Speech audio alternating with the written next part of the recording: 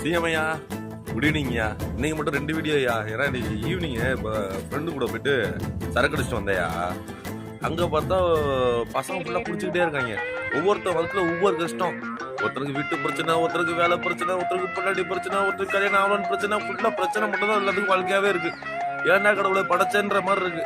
இதுல வேற ஒயின் ஷாப்பை மூடுன்னு சொல்லிட்டு நிறைய பேர் போராட்டம் பண்ணிட்டு இருக்காங்க. அவங்களுக்குலாம் ஒன்னே ஒன்று சொல்றையா, ஒயின் ஷாப்பெல்லாம் மூடிட்டா உலகத்துல நிறைய பேர் மென்டலா தான் சுத்துவாங்க. அது இன்னும் இவங்களுக்கு புரியல. சிஎம்ஐயா, நீங்க சொல்லுங்கய்யா, நீங்க சொன்னாதான் கேட்பாங்க. ஃபர்ஸ்ட் ஒயின் ஷாப்பை மூடணும்னா அதுக்கு மறுவாழ்வு மையம்னு ஒன்று ஓப்பன் பண்ணணும். நம்ம பஞ்சப்பூர் பஸ் ஸ்டாண்டு பெருசா இருக்கு பாருங்க, அது மாதிரி ஒரு பெரிய பஸ் ஸ்டாண்ட்ல ஒரு ஹாஸ்பிட்டல் ஓப்பன் பண்ணணும். அந்த ஹாஸ்பிட்டல்ல நிறைய டாக்டர்ஸ் வைக்கணும். அந்த டாக்டர்ஸ் எல்லாம் மறுவாழ்வு மையம், அதாவது குடிக்க அடிக்ட் ஆனவங்கலாம் கொண்டு போய் அங்கே போய் சேர்க்கணும். அதெல்லாம் ஒயின் ஷாப் உடனே நீங்க நினைச்சவனெல்லாம் யாராலையும் மூட முடியாது. ஒயின் ஷாப்பை மூடிட்டா நிறைய பேர் பைத்தியமா தான் சுத்திட்டு இருப்பாங்க.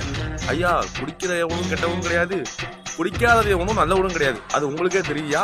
நீங்க சொன்னா மட்டும் தான் மக்கள் கேட்பாங்க. அதனால தான் உங்களோட சொல்றேன் ஐயா. அதுவும் இல்லாம வெவ்விய காலெல்லாம் குடிக்கிறவங்களா இருக்காங்க. ஒரு 5:30 மணி 4:30 மணி நானும் குடிச்சிருக்கேன். எனக்கு ஒரு டிப்ரெஷனா இருக்கும்போது நானே போய் குடிச்சிருக்கேன். அந்த மாதிரிலாம் அந்த மாதிரி இருக்கவங்க எல்லாம் கண்டிப்பா ஒண்ணுமே பண்ண முடியாதுயா. டக்குன்னு க்ளோஸ் பண்ணிட்டாங்கன்னா என்னையா பண்ணுவாங்க? இவங்களுக்கு இவங்க சுத்த அறிவே இல்லாதவங்கன்னா இருக்காங்கய்யா. ஐயா, நான் இப்பவும் சொல்றேயா, ஒயின் ஷாப்பை எந்த ஆட்சி யாரு சிஎம்மா வந்தாலும் மூடவே முடியாதுயா. என்னையா சிஎம்ஐயா, நான் சொல்றது கட்டுத்தலையா? சிஎம்ஐயா, சரியா, ஃப்ரெண்டு கூப்பிடுறான், போயிட்டு வரையா, லவ் யூயா.